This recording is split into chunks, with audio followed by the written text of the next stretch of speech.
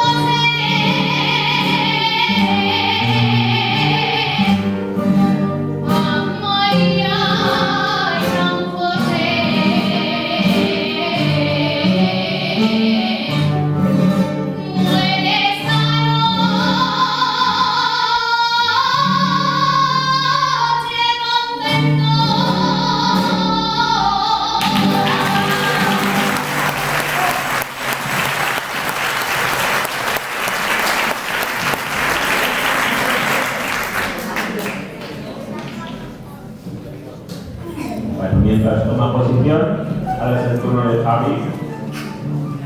También va a ofrecerles un estribillo del rondador con una letra de nuestro amigo Toño Julde titulada Ojos azules en cielo.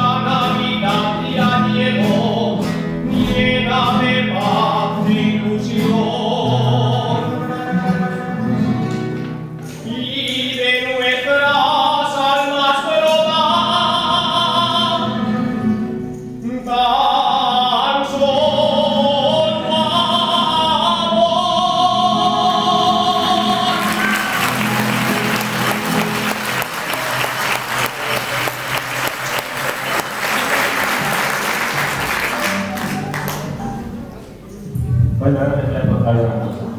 Hace exactamente 3 años, a estas horas, aproximadamente, estábamos,